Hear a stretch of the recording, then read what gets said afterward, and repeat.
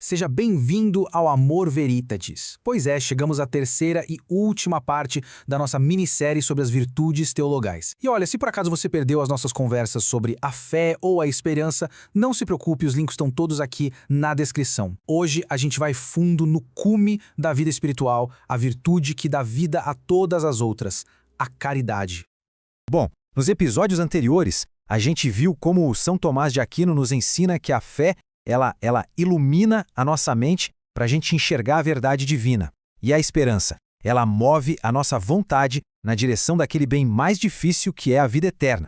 Então, é como se a fé mostrasse o destino e a esperança nos desse a força para caminhar até lá.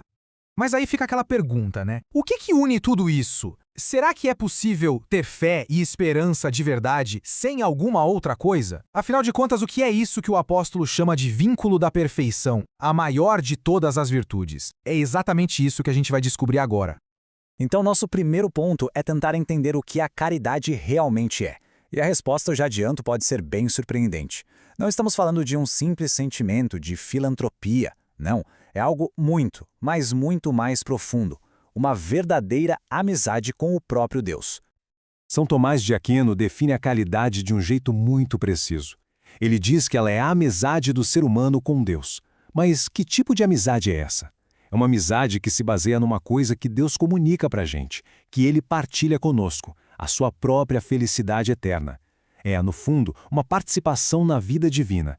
Para a gente entender isso bem, precisamos fazer uma distinção que é crucial. Existe o que se chama de amor de concupiscência. É quando a gente ama algo pelo bem que nós recebemos daquilo. Sabe? Como amar um bom vinho. Por outro lado, existe o amor de amizade, ou de benevolência.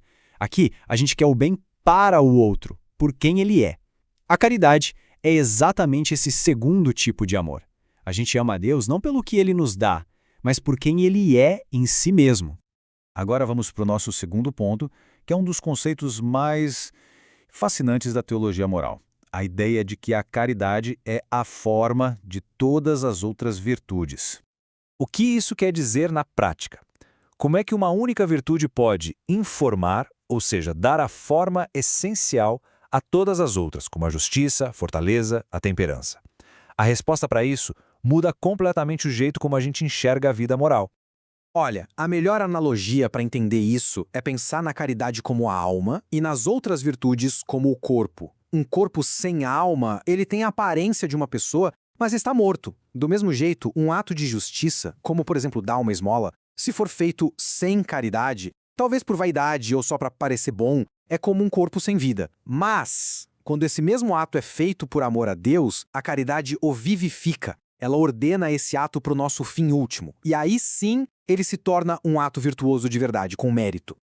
É por isso que São Tomás é categórico nisso. Ele diz que uma virtude que não está ordenada para o bem principal da pessoa, que é a união com Deus, através da caridade, bem, ela pode até ser uma virtude num sentido limitado, mas é imperfeita.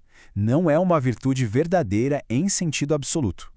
Ok, se a caridade dá forma a todas as virtudes, isso já coloca num lugar bem alto, né?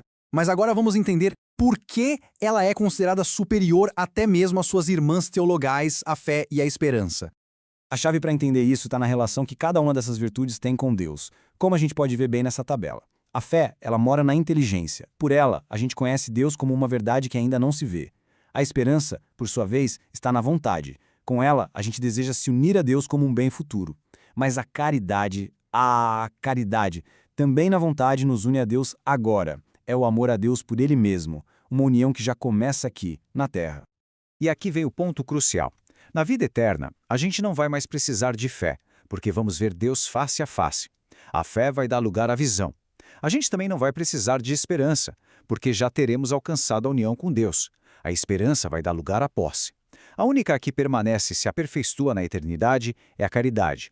Ela não é um meio para chegar a um fim, ela é a própria união com o fim. E tudo isso nos leva a uma aplicação bem prática da caridade.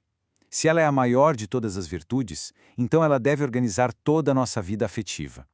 Ela estabelece o que se chama de ordo amoris, ou seja, a ordem correta do amor.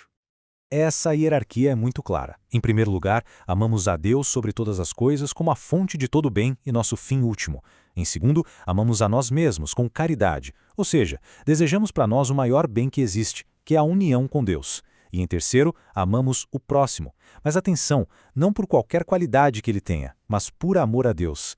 A gente ama o próximo porque ele é a imagem de Deus e é chamado à mesma felicidade eterna que nós.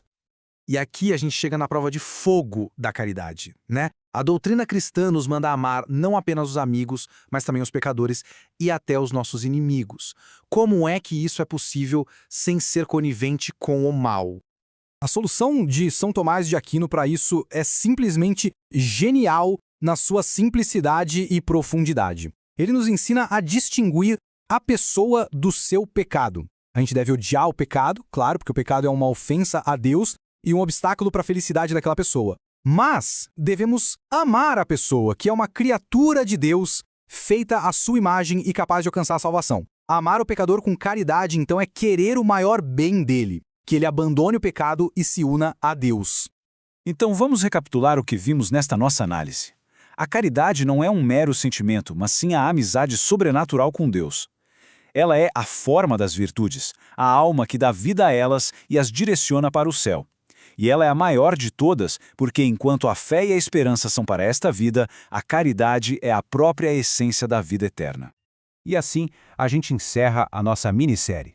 As 3 virtudes teologais trabalham em perfeita harmonia. A fé é como o mapa que nos mostra o destino. A esperança é a energia que nos impulsiona na jornada, mesmo nas dificuldades. E a caridade? A caridade é a própria chegada ao destino, a união de amor com Deus que começa aqui e se completa na eternidade. Se este conteúdo edificou a fé ou ampliou a compreensão de alguém, curta, inscreva-se no canal e compartilhe. Assim, mais pessoas podem ter acesso a uma formação sólida e fiel à tradição cristã. E agora, uma pergunta para reflexão. Qual das 3 virtudes teologais, fé, esperança ou caridade, parece ser a mais necessária de se pedir a Deus no momento atual da vida?